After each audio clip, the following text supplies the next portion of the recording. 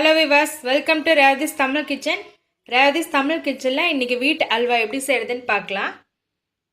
கோதுமை மாவு வந்து 1 கப் எடுத்துர்க்கேன். அதே கப்ல 1 கப் சர்க்கரை, அதே கப்ல 1 கப் தண்ணி, கொஞ்சமா முந்திரி பாதாம் துருவி வச்சிருக்கேன். நெய் வந்து 4 ஸ்பூன் எடுத்துர்க்கேன். இது ரொம்ப ஈஸியா பண்ணிடலாம். ரொம்ப சீக்கிரமாவும் பண்ணிடலாம். எப்படி செய்யறதுன்னு பார்க்கலாம். ஒரு panல சர்க்கரை போட்டுக்கோங்க. அதில் எடுத்து வச்சிருக்க தண்ணி ஊற்றிக்கோங்க. சர்க்கரை வந்து நல்லா கரைஞ்சி வரட்டும்.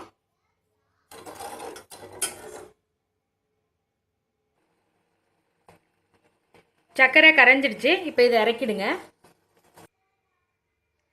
இன்னொரு பேனில் எடுத்து வச்சிருக்க நெய் பாதி ஊற்றிருக்கேன்.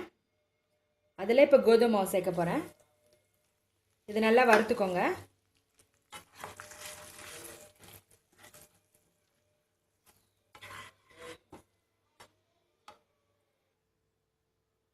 கோதுமை நெய்யில் போட்டு நல்லா மிக்ஸ் பண்ணியாச்சு.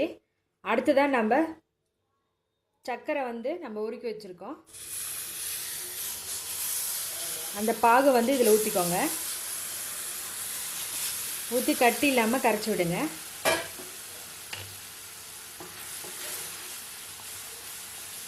கிளறிட்டே இருந்தால் கட்டி வராது. அடுப்பை வந்து ஸ்லோவாக வச்சுக்கோங்க.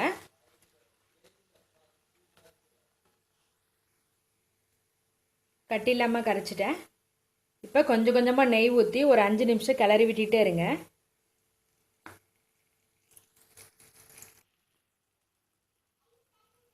கோதுமை அல்வா ரெடி ஆயிடுச்சு.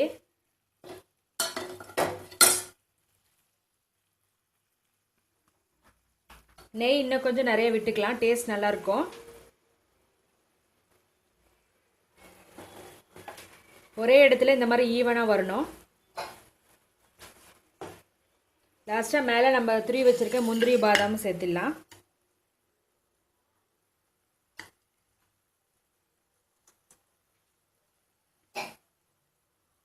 சேர்த்து மிக்ஸ் பண்ணிவிட்டு ஆஃப் பண்ணிவிடுங்க. ரொம்ப டேஸ்டான கோதுமை அல்வா ரொம்ப ஈஸியாக பண்ணிட்டோம். இது செய்யறதுக்கு 3 to 5 நிமிஷம் தான் ஆகும். ரொம்ப சீக்கிரம் செஞ்சிடலாம். நீங்களே இதே போல் வீட்டில் ட்ரை பண்ணி பாருங்கள். பிடிச்சிருந்தா எங்கள் சேனலை சப்ஸ்கிரைப் பண்ணுங்கள். இந்த வீடியோவை ஷேர் பண்ணுங்கள். ரேவதிஸ் தமிழ் கிச்சன் பார்க்குற எல்லாருக்கும் ரொம்ப நன்றி.